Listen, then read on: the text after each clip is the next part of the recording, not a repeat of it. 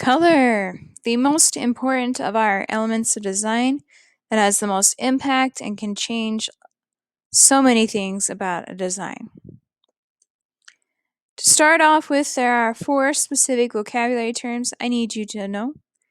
The first one is hue. Hue is just another name for color. So I could say the hue green or the hue blue, which is just the same as saying the color green or the color blue. It's just a more technical term. Value is the lightness or darkness of a color or a hue. It's how pale or how dark it is. When we add white to our color, we get a paler value and we call it a tint. These are our pastels. This would be a pale yellow compared to a normal yellow. When we add black to a color, it gets darker and we end up with a shade. So a shade is the darker colors. This could be things like navy versus blue versus baby blue. So value is the lightness or darkness of a hue. It encompasses the ideas of tint and shade. A light value is a tint when we've added white to our color, and a dark value is a shade when we've added black to a color. Some color psychology ideas. You need to write down 3 ideas for each of the colors, or type them, I guess. But color affects your brain. It can change your mood, help you focus, and all sorts of fun things. To start off, red has these key ideas. It's warm, it's intense, it can mean danger, anger, energy, passion, and is strong. The top one I would like you guys to know is actually energy. Red is associated with energy the most. I suggest making sure that's the first one you write. And then 2 of the others. Orange is warm as well. It's advancing, it jumps out, happy, exciting, friendly, stands for courage and autumn. Orange can actually make you a little bit hungry too. Yellow is also a warm color. It's also advancing, it jumps out and grabs your attention. It is full of energy. It's sunny, it's happy. It has been associated with being a coward. You can be called a yellow belly if you're a coward. But it's also a very friendly color. It's got more positive connotations than negative. Green is a cool color associated with growth, health, fresh, nature, luck, and jealousy. You can be green with envy. Green is the most restful color for the human eye. If you look outside, unless you're in the middle of the city, you see a lot of green, lots of plants and stuff. Blue is also a cool color. It's a very calming color. It can be associated with being sad, lonely. It is a very formal color. It's tranquil and open. A lot of people could use a little bit more blue in their lives to help them feel a little bit less stressed. Violet, the technical name for purple, is a cool color. It also, like all the cool colors, recedes or takes a step back. It doesn't jump out and say, hey, look at me. It's associated with royalty, mystery, dignity, dramatic, and wealth. Historically, the color violet was very hard to make. So only the people with lots of money, like the royalty, that were able to get a good education and had wealth, were able to purchase and have the color purple. Pink goes with romance, love. It's a very gentle color. It's supposed to be calming for most people, but it can also cause agitation if there's too much of it, or if you just don't like it. It's usually considered an emotionally intense color and can be very considerate when you're thinking about other people. Brown is reliable. It's stable. It associates with friendship. It can be a sadder color, but it's also warm, comforting, and securing. You think of the earth. Dirt is brown, and for the most part it's stable, except for around here lately with all of our earthquakes. Gray is a neutral color, very timeless, practical, a little bit unattached, impartial, motionless, safe. It can feel just aloof and not really attached, but it is a good background color to allow other colors to pop out. White has goodness, cleanness, youth, purity, innocence, freshness, and peace all associated with it. Very much associated with positive things like new beginnings, weddings, and whatnot. If you think of nice new fallen snow, it's very clean and pure. Black tends to have negative connotations. Evil, mystery, death, old, depression. But it also goes with wealth and power and is a very nice formal color. If you think about business people, they like to wear black suits. That kind of idea. Black and white are great background colors as well as gray to make other colors pop out and look like there's more depth. Now let's look at the color wheel.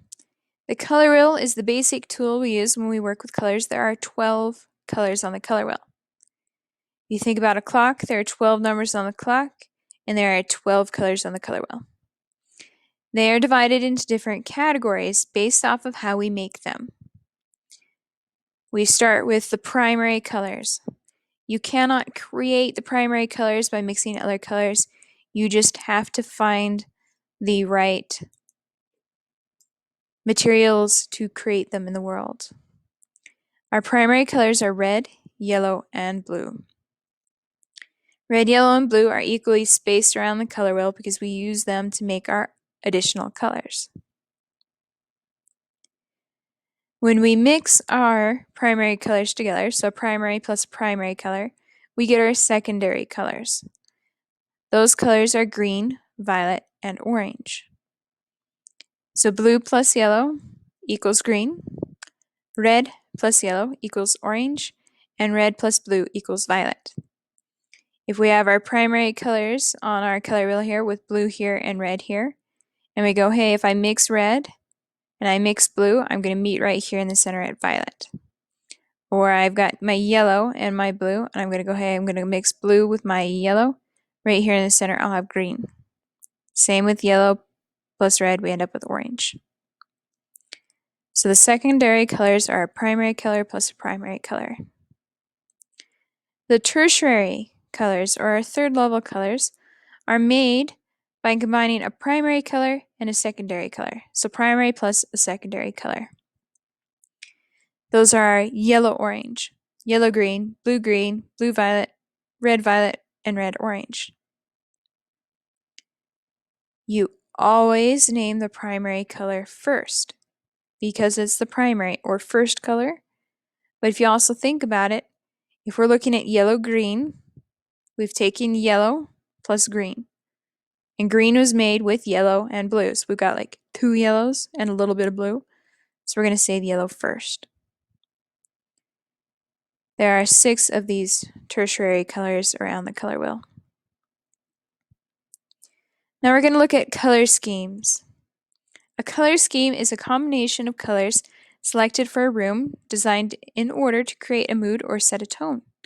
This plan of colors look well together. And it's a little bit best when one color kind of dominates the color scheme. You don't have to have equal amounts of each color. Let's look at some examples. First, based off color temperature, we have 2 different color schemes that you could pick. You could pick the warm colors or the cool colors. The cool colors tend to recede away from you, make the space feel larger, create cooler, calming, relaxing spaces. That would be this half of the color wheel that contains green, blue, and violet. And then blue, green, violet, and red, violet. These ones don't jump out and grab your attention as much, which can make a room or a space seem larger if you use these. Our warm coolers advance towards you. They make the space seem cozier or a little bit smaller, can actually create feelings of warmth. They actually can increase your heart rate a little bit, which pumps blood through your body faster, so it doesn't lose its heat out by your fingers and you can actually be warmer. Activity and excitement can increase there too. This is the side of the color wheel that has red, orange, and yellow. And then red, orange, and yellow, green.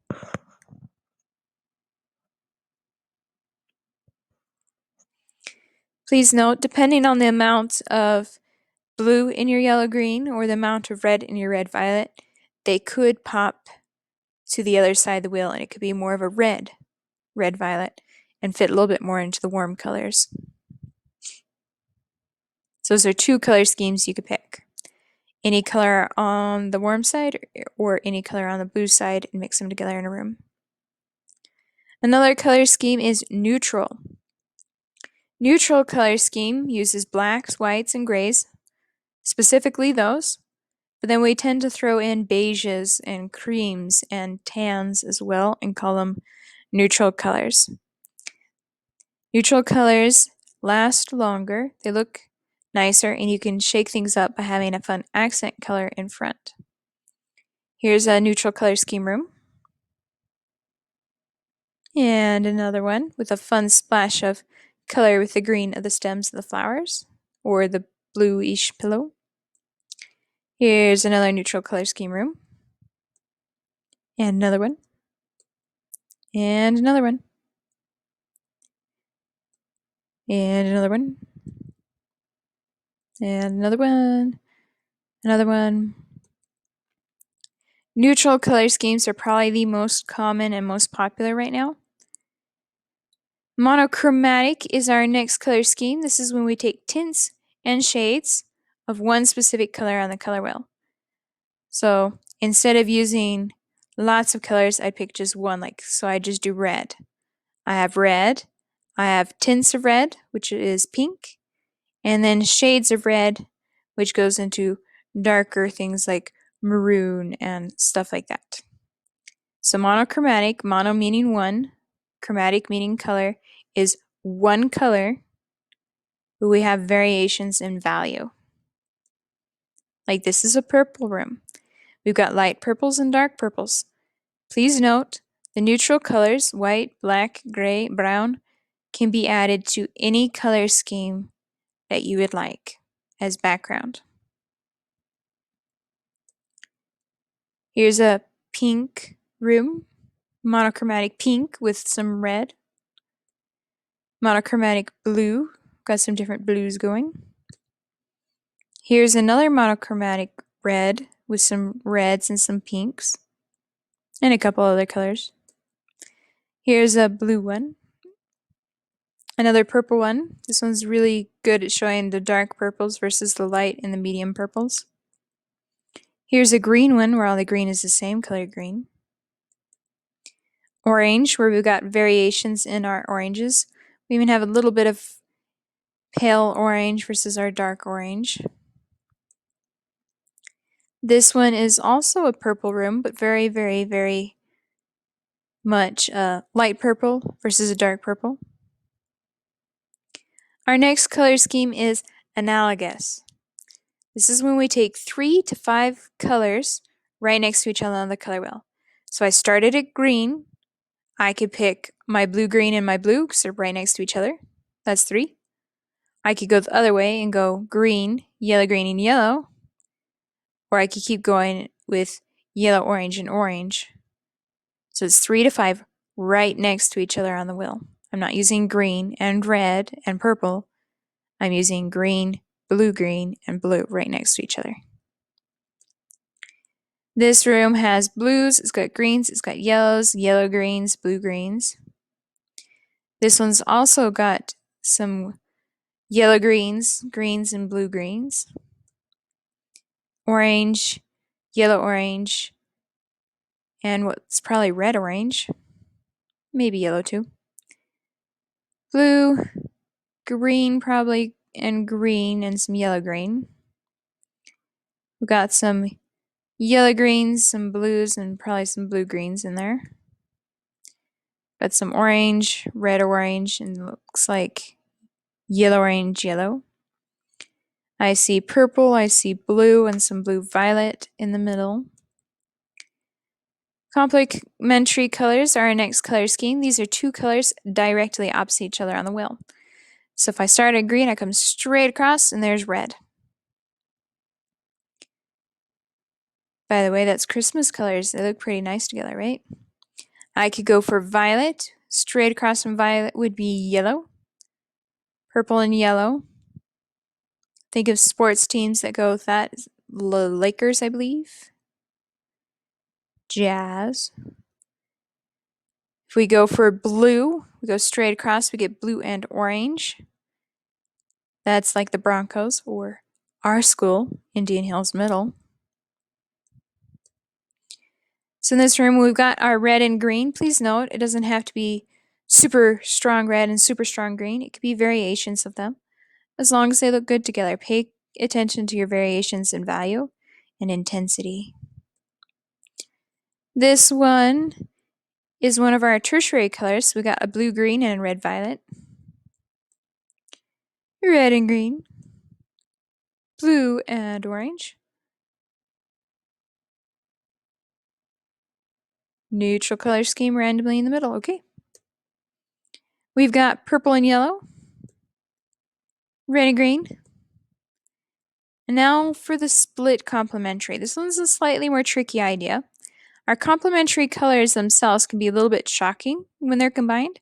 So if we want a little bit less shocking, we can pick our main color, orange. And instead of going straight for its complement blue, we can soften it by going for a blue-green and a blue-violet. So slightly less dramatic of an opposite that we use. For example, in this one, I think we've got green and some red-violet and red-orange instead of just green and red. This one, we've got some yellows and some blues and some greens. Split complements are harder to identify.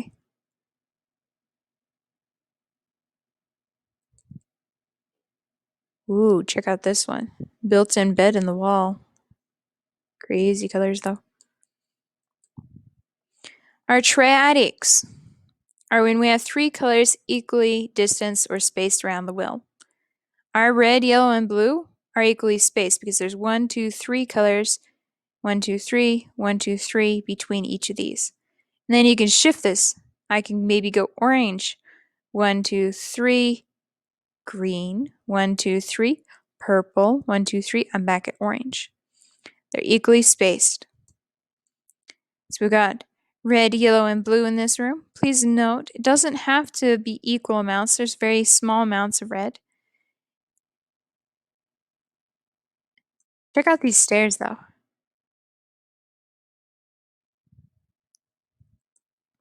Red, yellow, and blue. Secondary colors, orange, green, and violet. Red, yellow, and blue, but nice pastel light tints. These would be tertiary colors of maybe a yellow, green, a red, violet, ooh, and a blue-green maybe. Red, yellow, and blue. This one is green, violet, and orange. They just have very interesting variations.